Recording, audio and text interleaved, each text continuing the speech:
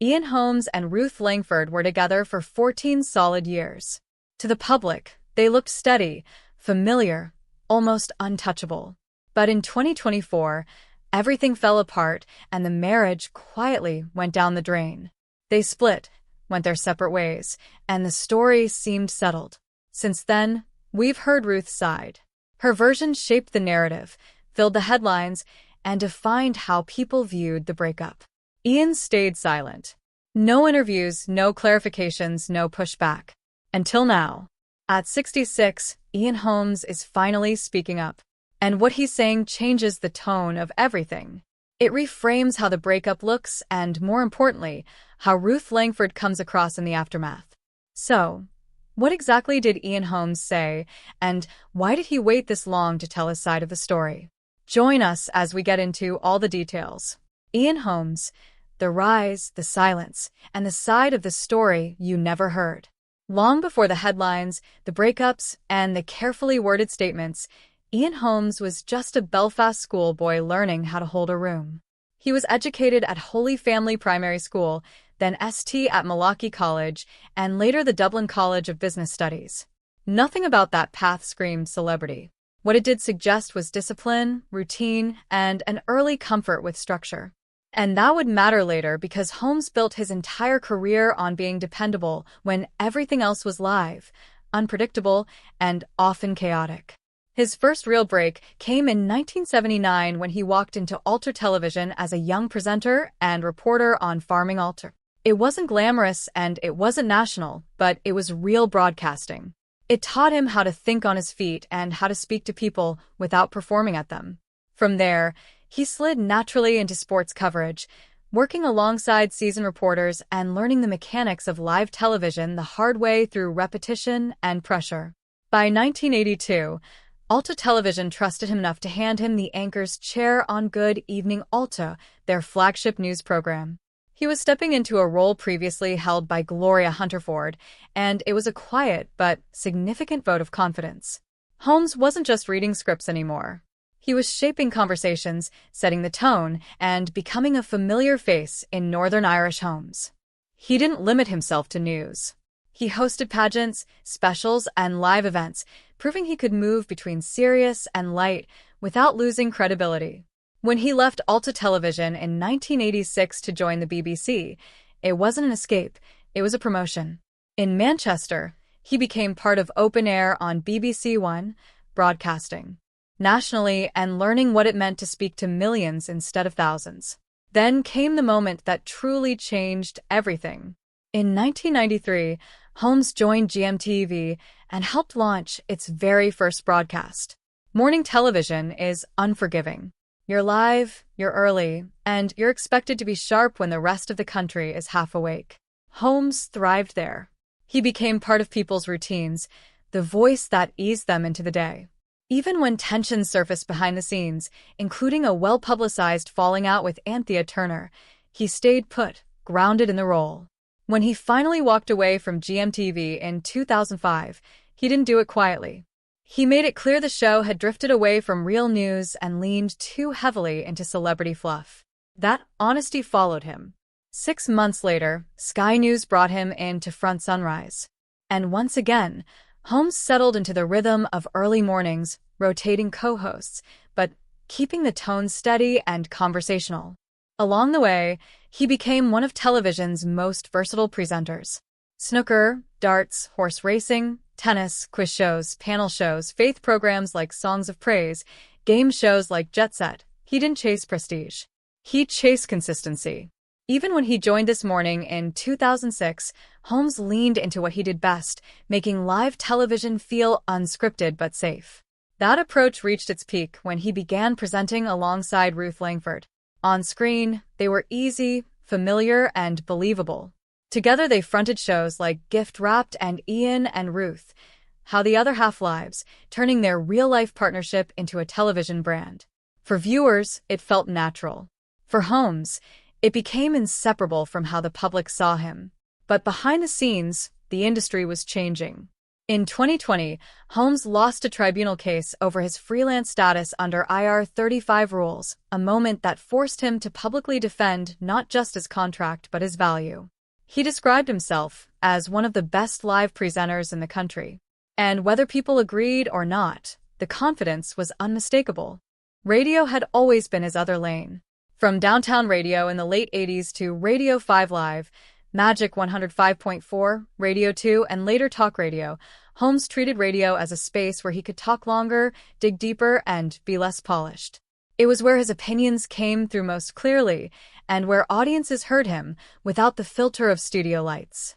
By 2022, he had joined GB News, launching a breakfast show with Isabel Webster. He described it as a place where he felt appreciated again, where journalism came first, and where rules could be bent just enough to make the conversation real. And now, after decades of being the steady one, the reliable one, the man who rarely explained himself, Holmes is talking again, not as a presenter reading headlines, but as a man finally stepping out from behind them. And once he does, the story doesn't move forward. It goes back to the part of his life that was always kept quiet, long before the cameras, the commentary, and the need to explain anything at all. Eamonn and Ruth, the private love story that couldn't survive the spotlight. Eamonn and Ruth's love story didn't begin as a public romance or a television pairing designed for audiences to fall in love with. It began quietly, deliberately, almost cautiously, at a time when both timing and restraint mattered more than excitement. When Eamonn Holmes met Ruth Langsford in 1997 through their mutual friend Sally Mean, there was no rush to define what they were or announce it to the world. Holmes had separated from his first wife, Gabrielle, 2 years earlier, and the decision was made early on to keep the relationship private, not out of secrecy, but out of respect. And that choice, made long before cameras followed their every move, quietly set the tone for everything that followed.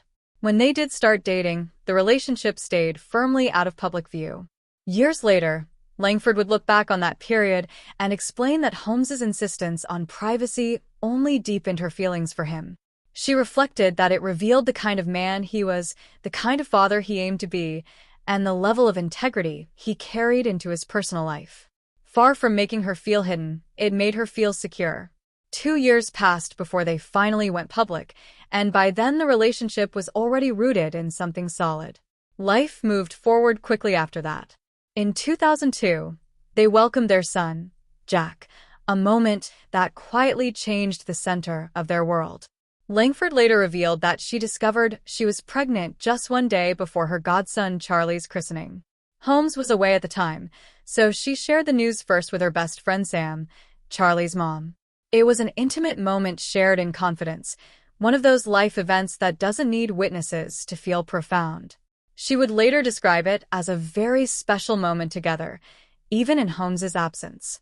By 2006, their personal and professional lives began to fully intertwine. 9 years into their relationship, Holmes joined Langsford on the Friday edition of This Morning. Langsford was already established on the show, having been part of it since 1999, quietly becoming its longest-serving presenter. Working side by side wasn't something they pretended was easy. Langsford openly acknowledged that working with your partner came with challenges, even as she admitted they managed it most of the time. As the years passed, they became one of daytime television's most recognizable partnerships. Together, they hosted Gift Wrapped, How the Other Half Lives, Lose a Stone in 4 Weeks, Eamonn and Ruth's 7-Year Itch, and Do the Right Thing. Their chemistry became part of their public identity, the line between marriage and brand slowly blurring. Holmes leaned into it with humor, once joking that leaving television simply wasn't an option because viewers wouldn't stand for it. At the time, it sounded playful. In hindsight, it felt like a commitment that went deeper than either of them realized. 13 years after they first met, and 5 years after Holmes's divorce from Gabrielle was finalized, they married at Elam Hall in Hampshire. Soon after, they bought a 6-bedroom house in Weybridge, Surrey, reportedly worth £3.2 million. It looked like the final piece clicking into place: stability, success, permanence. Speaking years later on Strictly Come Dancing, Langsford described a marriage built on understanding. Holmes, she explained, was the first to tease her and just as quickly the first to surprise her with thoughtfulness. Even when she was consumed by the demands of the competition, she trusted that he understood her completely. That, she believed, was why they worked. Then came 2020, and with it a shift neither of them seemed prepared for. In November, Holmes and Langsford were abruptly dropped from This Morning, replaced by Alison Hammond and Dermot O'Leary. The decision left them furious. Professionally, it was a blow. Personally, it marked the beginning of a clear divide. Langsford remained with ITV, continuing her presence on Loose Women. Holmes moved in a different direction entirely, joining GB News to host a breakfast show.